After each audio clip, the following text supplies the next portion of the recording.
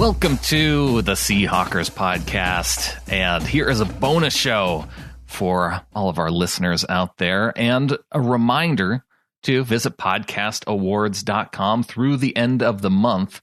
You can go to podcastawards.com. Listener nominations are being accepted right now through July 31st, and we're trying to become finalists in the sports category for the third straight year, and you can help us out by going to podcastawards.com. Vote for us there.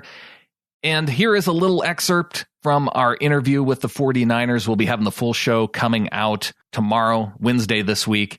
And we had a little bit of a discussion with Oscar. Well, it was more of a discussion between Ab and Oscar about quarterbacks. And it didn't necessarily fit in with the whole 49ers Seahawks discussion, so I'm including it here. So we'll be back tomorrow. In the meantime, enjoy this and go Hawks.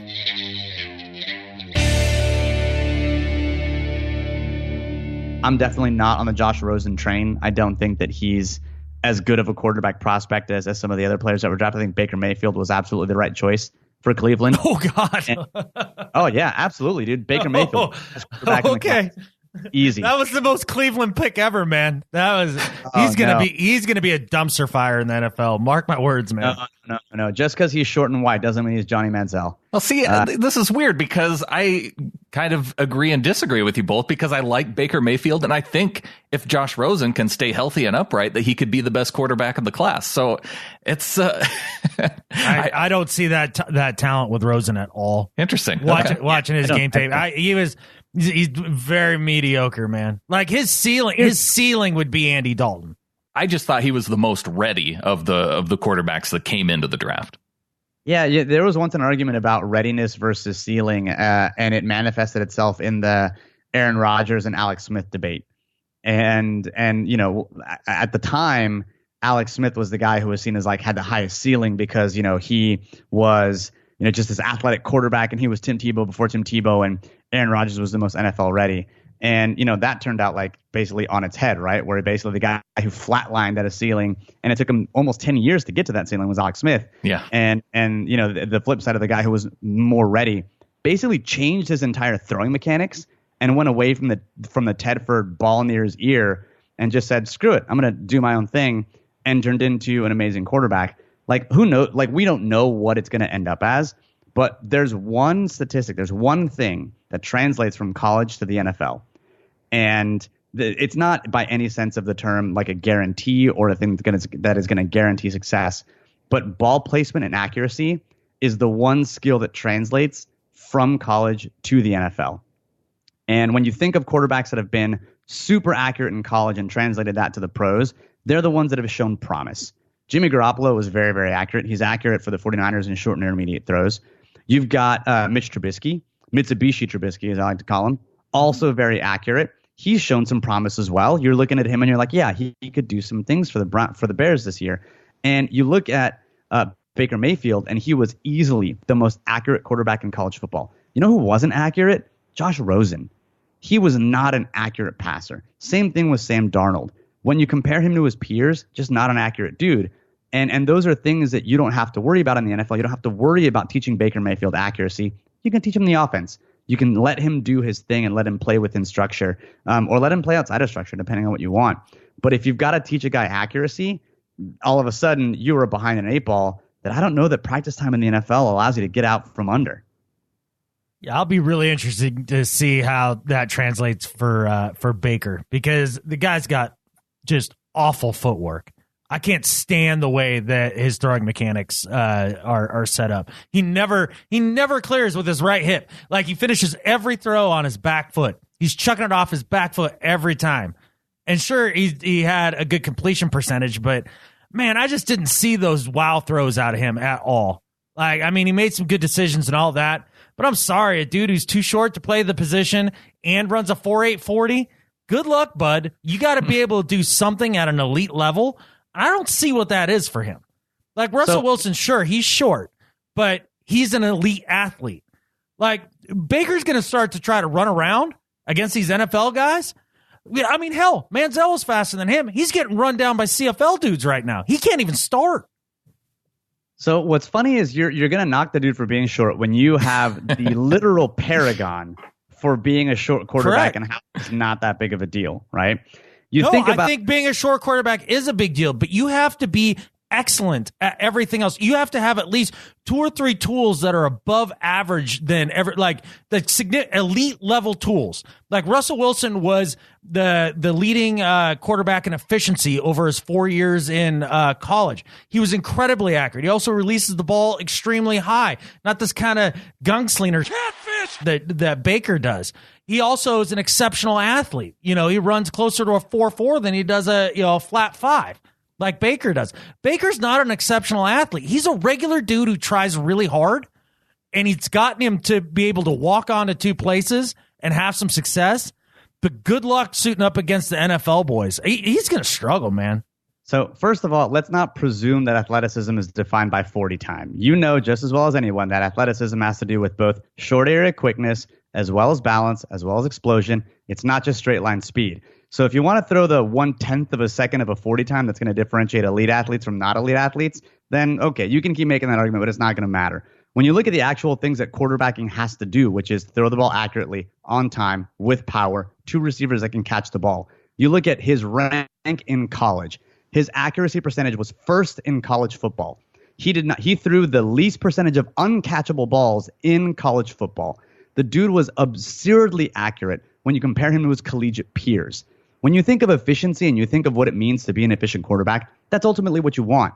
You can't say like, oh, I don't care if his receivers caught the ball all the time. I just don't see good mechanics. You know who's got terrible mechanics when you look at them on tape? Phillip Rivers. The dude looks like he's shooting shot puts instead of passing balls. But it's effective because there is no one way to just throw the football. If it works and you throw on time with strength and accuracy, that's just how you throw.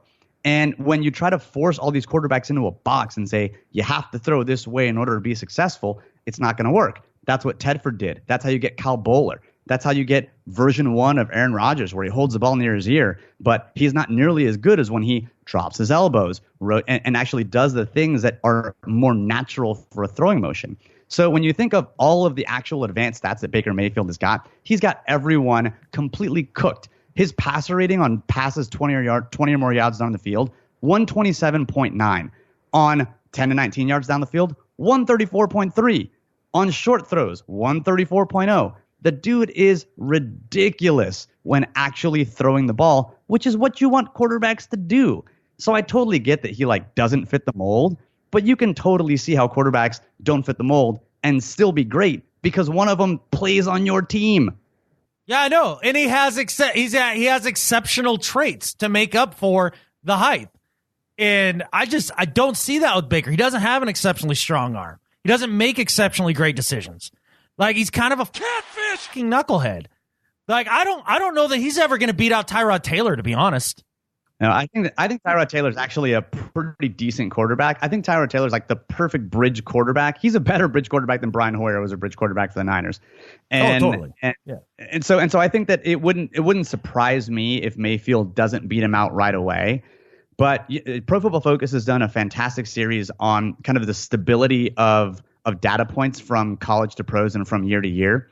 And the number one kind of predictor of stable, or not the predictor, but the number one metric that is stable from year to year, in other words, the thing that the quarterback can reproduce year over year, is their performance in a clean pocket when they're not pressured. Makes sense, right? When the things are on the quarterback's shoulders and they don't have to worry about anything else and they're throwing effectively 7-on-7, how good is that quarterback? If that quarterback is fantastic when not under pressure and with a clean pocket, they're able to replicate that year over year. That is a stable trait. Someone like, I don't know, Aaron Rodgers, fantastic when there's no pressure, fantastic when he's in a clean pocket. Same thing with Russell Wilson. When you look at the singularly most stable trait for a quarterback, Baker Mayfield, grade from a clean pocket, number 1 in college football. Grade under pressure, less stable but still important, number 1 in college football. Adjusted completion percentage, number 1 in college football.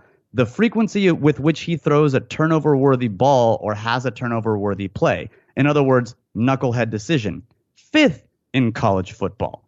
So you're still talking about a guy who across every measure of actual quarterbacking performs in the top 5.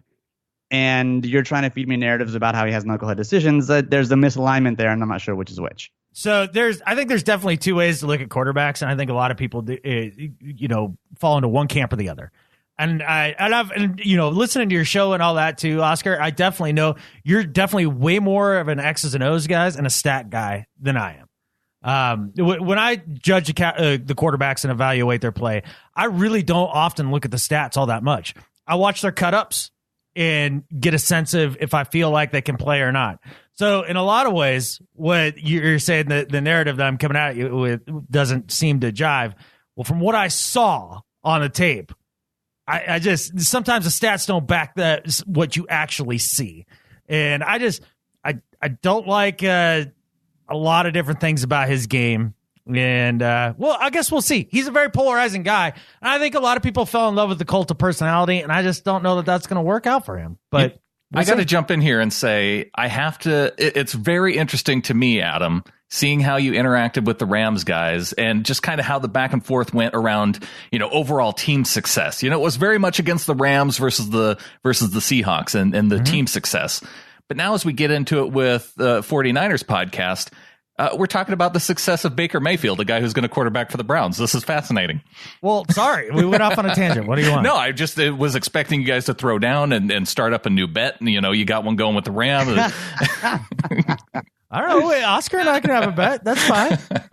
No, I do think that he is very, very polarizing, and that's not. I think that, to your point, Baker's personality and the whole planting the flag in the middle of the field and the whole grab of the nuts thing, like that does feel Manziel-esque. I think though, when you do run his tape, like all I would invite you to do is I get the eyeball test, and I would just posit to you that the eyeball test is how you end up with Jamarcus Russell and Ryan Leaf, because they're big dudes. Not my eyeball test. I can tell you that. Yeah, but I remember watching Russell tape and being like, who's taking this guy seriously? Al Davis, that's who. May he rest in peace. Exactly. So I think that there is something to be said for the eyeball test, sure. But then what you've got to do is reconcile how your eyeball test isn't matching up with performance on field, and then try to explain the dissonance between those two. And it may be that the explanation that you get to is what some people say, which is he is a system quarterback. He's someone who really benefited from the offense that he played in, and that is what makes his quarterbacking look better than he is. Fair. That's an argument, right? Then there's the kind of the other end of that spectrum, which is, you know what, maybe my eyeball test isn't actually reflecting what happens in reality, and he's a good quarterback, and it's just that for whatever reason, our preconceived notions of quarterbacking make me knock him down a couple pegs. The truth is somewhere on that spectrum, right? And we're not going to, we have no idea what's going to be true in reality, but it's going to be fun to watch what happens. Oh, for sure. And I'm not ready to say I was right or wrong on Baker for 3 years out. You know what I mean? Like, yeah, even if he struggles mightily these first 2 years, like, I'm not going to be out there like crowing, I mean, and that's a smart thing to do. I mean, I do think you guys are really smart about your team and smart about football. And I think that that's a smart approach. I think you can judge that for 2-3 years. I think Jared Goff is an example of that. Jared Goff was complete dog his first year. And then his next year, it's like, oh my God, could he be an MVP? It's like, yeah, the 1 year makes a difference. And not having Jeff Fisher as an albatross around your neck is kind of a cool thing if you're a quarterback. So I think you're absolutely right. We're not going to know for, 3, 4, 5, hell, maybe even more than that. But it will be interesting to see what happens, because he's going to what I think is a talented team with a weird head coach and the thing that is Cleveland around his neck. And so we'll see if he can make something out of that factory of sadness out there in Ohio.